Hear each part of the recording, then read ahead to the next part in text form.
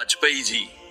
ठन गई, मौत से ठन गई। जूझने का मेरा इरादा न था, मोड़ पर मिलेंगे इसका वादा न था। रास्ता रोककर वह खड़ी हो गई, यूं लगा जिंदगी से बड़ी हो गई। मौत की उम्र क्या है, 2 पल भी नहीं। जिंदगी सिलसिला आजकल की नहीं। मैं जी भर जिया, मैं मन से मरूं। लौट कर आऊंगा, कूच से क्यों डरूं।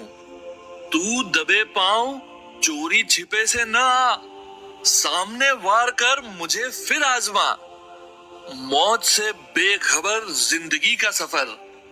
शाम हर सुरमई, रात बंसी का स्वर।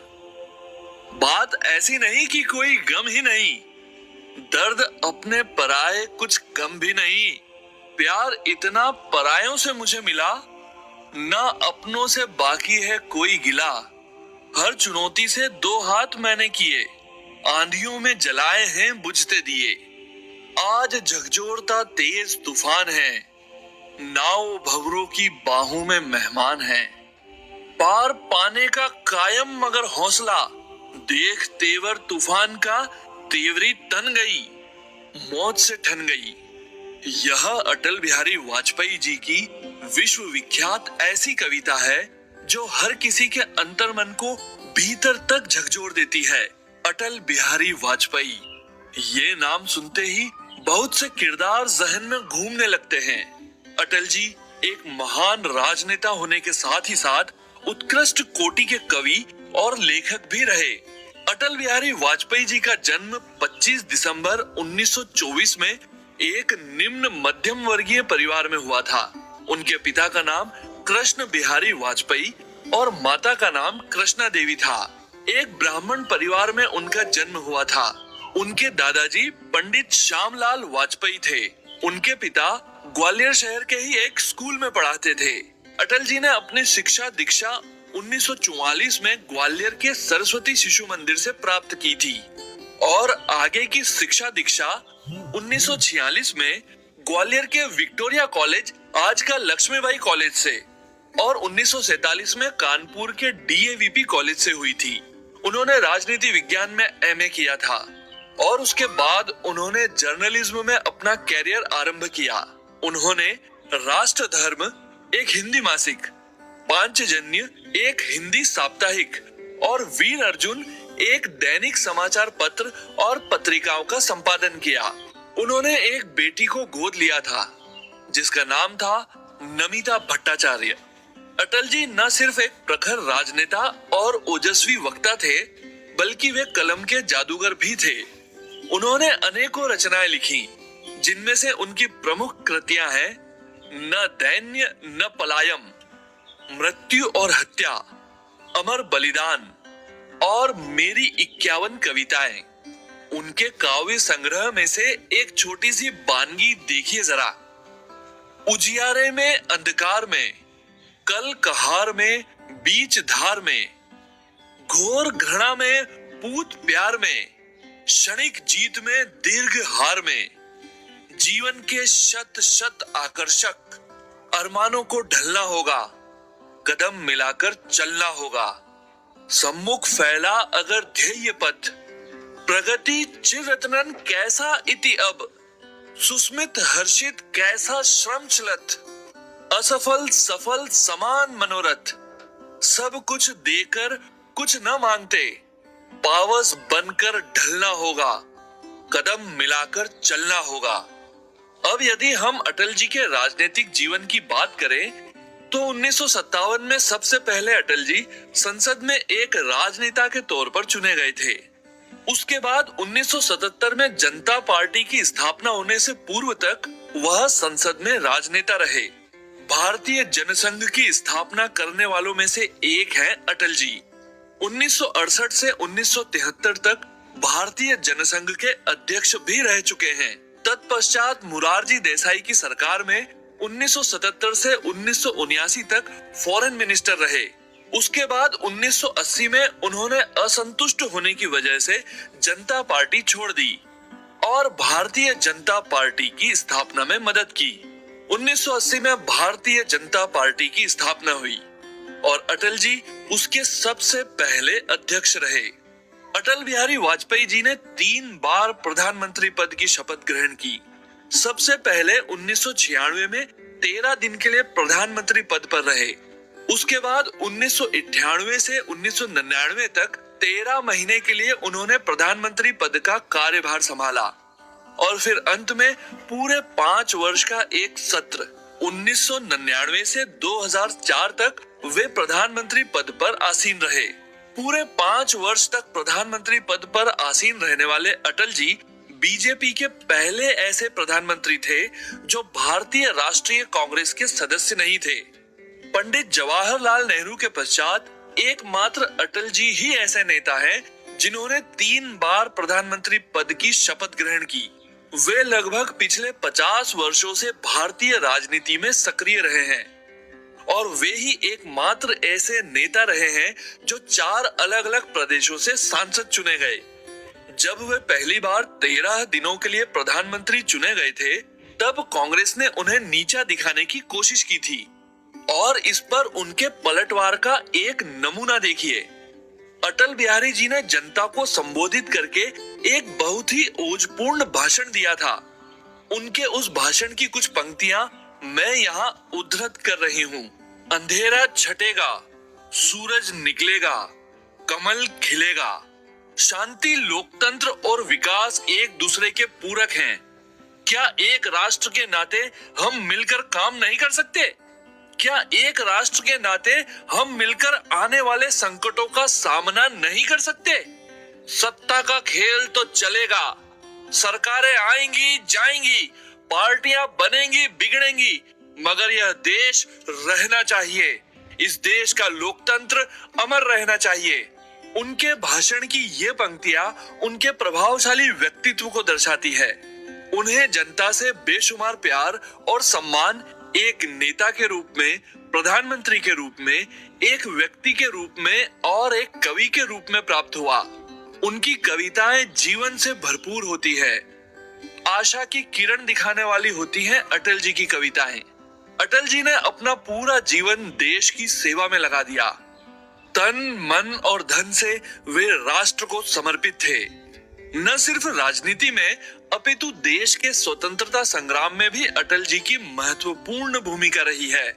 वे भारत छोड़ो आंदोलन में भी गांधी जी के साथ रहे और तो और उन्होंने कई बार जेल यात्रा भी की और अपनी जेल यात्रा के दौरान ही अटल जी ने श्यामा प्रसाद मुखर्जी से राजनीतिक दांवपेच सीखे और फिर श्यामा प्रसाद जी के मरणोपरांत भारतीय जनसंघ का नेतृत्व अपने हाथ में लेकर उसको विस्तार प्रदान किया। सर्वप्रथम वे 1954 में बलरामपुर क्षेत्र से सांसद चुने गए। 1968 में भारतीय जनसंघ के अध्यक्ष बनने के बाद उन्होंने श्री लाल कृष्ण आडवाणी, श्री बलराम जी और नानाजी देसाई के साथ मिलकर पार्टी को विस्तार देने के लिए कड़ी मेहनत की। अटल जी बहुमुखी प्रतिभा के धनी थे। एक अन्य विशेषता थी उनकी स्पष्टवादिता। उन्हें जो भी कहना होता था सामने वाले व्यक्ति के पीठ पीछे नहीं बल्कि मुंह पर बोलते थे। ये थी उनकी सच्चाई की ताकत। अपने प्रधानमंत्री पद के कार्यालय के दौरान अटल जी ने कुछ ऐसे ऐतिहासिक कदम उठाए जिसके कारण वे आज भी जनता में इतने लोकप्रिय हैं। 1998 में अटल जी ने बहुत ही महत्वपूर्ण निर्णय लिया। उन्होंने हमारे देश को न्यूक्लियर पावर से सुसज्जित देश का गौरव प्रदान किया। हालांकि अनेकों विश्व शक्तियां उस समय भारत के खिलाफ थी, पर अटल जी के नेतृत्व में भारत ने सफलतापूर्वक पोखरण में अपना पहला न्यूक्लियर टेस्ट कंडक्ट किया। दूसरी सबसे बड़ी उपलब्धि जो अटल जी की रही वो ये थी कि उन्होंने भारत पाकिस्तान के संबंधों को सामान्य बनाने की दिशा में पहला कदम उठाया और फरवरी 1999 में इसकी शुरुआत उन्होंने लाहौर की ऐतिहासिक बस यात्रा से की। हालांकि वह एक अलग बात है कि बाद में पाकिस्तान ने अटल जी के विश्वास को धोखा ही दिया और अंततः अटल जी के नेतृत्व में भारतीय सैनिक बलों ने 1999 में कारगिल युद्ध में पाकिस्तान को पराजित किया। 2004 में उनकी सरकार ने देश के इंटरनल एवं एक्सटर्नल सिक्योरिटी के लिए भी सख्त कदम उठाए। और यह उनके ही प्रयासों का परिणाम था कि जब वे केंद्र सरकार में थे तब कई दशकों बाद जम्मू और कश्मीर में पहली बार निष्पक्ष चुनाव हुए। देश के चारों कोनों और चारों महानगरों को परस्पर जोड़ने वाले हाईवे के निर्माण का प्रोजेक्ट NHDP आरंभ किया, जो गोल्डन क्वाड्रिलेटरल के नाम से जाना जाता है। और सिर्फ इतना ही नहीं, बल्कि उन्होंने गांवों को परस्पर जोड़ने वाला भी बहुत ही महत्वाकांक्षी प्रोजेक्ट PMGSY प्रधानमंत्री ग्राम सड़क योजना का भी शुभारंभ किया। उनकी सरकार ने सर्व शिक्षा अभियान की शुरुआत की। उन्होंने भारत को डिजिटल इंडिया बनाने की दिशा में सबसे पहला कदम उठाया, जिसे आज हमारे माननीय प्रधानमंत्री श्री नरेंद्र मोदी जी ने आगे बढ़ाने का बीड़ा उठाया है। उनके नेतृत्व में भारत के USA और रशिया जैसी महान विश्व शक्तियों के साथ मजबूत संबंध स्थापित हुए। उन्होंने चीन के साथ आर्थिक संबंधों को सुदृढ़ किया, जापान के साथ भी प्रगाढ़ संबंध कायम किए। उनके नेतृत्व में आतंकवादी गतिविधियों पर लगाम लगाने के लिए संसद के दोनों सदनों ने मिलकर एक ऐतिहासिक फैसला किया और prevention of terrorist activity act को पारित किया।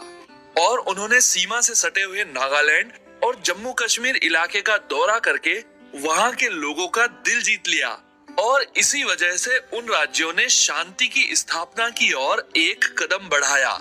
यह तो अटल जी के राजनेता के रूप में प्राप्त उपलब्धियों की मात्र एक झलक भर है। उन्होंने पता नहीं ऐसे कितने अनगिनत महत्वपूर्ण कार्य अपने प्रधानमंत्री पद के कार्यकाल के दौरान किए थे, जिनका यहाँ वर्णन कर पाना शायद संभव ही नहीं। 26 मार्च 1977 से 28 जुलाई 1979 तक वे मिनिस्टर ऑफ एक्सटर्नल अफेयर्स रहे और 1991 से 2009 तक वे लोकसभा में सांसद के पद पर नियुक्त रहे। 25 दिसंबर 2014 में अटल जी को उनके जन्मदिन की पूर्व संध्या पर भारत सरकार की ओर से एक बेशकीमती उपहार मिला। उस दिन उन्हें भारतीय गणराज्य के सर्वोच्च नागरिक सम्मान भारत रत्न से सम्मानित किए जाने का ऐलान किया गया। उस दिन जब उनके जन्म दिवस पर उन्हें भारत रत्न से सम्मानित किए जाने की घोषणा हुई, तब भारतीय जनता पार्टी में एक खुशी की लहर दौड़ गई। तत्पश्चात अटल बिहारी जी को यह पुरस्कार 27 मार्च 2015 में उनकी अस्वस्थता के कारण तत्कालीन राष्ट्रपति श्री प्रणब मुखर्जी ने स्वयं उनके घर पर जाकर उन्हें प्रदान किया था। इसके अतिरिक्त अटल जी को 1992 में पद्म विभूषण से भी सम्मानित किया गया। 1994 में उन्हें बेस्ट सांसद के पुरस्कार से भी नवाजा गया। अटल जी भारतीय राजनीति के भीष्म पितामह के रूप में जाने जाते हैं। उन्हें जनता से बेशुमार प्यार और सम्मान एक नेता के रूप में, प्रधानमंत्री के रूप में, एक व्यक्ति के रूप में और एक कवि के रूप में प्राप्त हुआ। उनकी कविताएं जीवन से भरपूर होती है, आशा की किरण दिखाने वाली होती है अटल जी की कविताएं। अटल जी को अपनी मातृभाषा हिंदी से बेहद लगाव था। उनके शासनकाल में हर जगह हिंदी को सम्मानीय स्थान प्राप्त हुआ।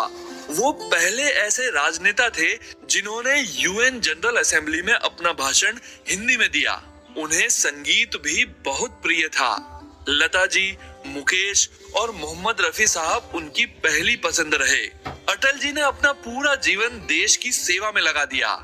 तन, मन और धन से वे राष्ट्र को समर्पित थे।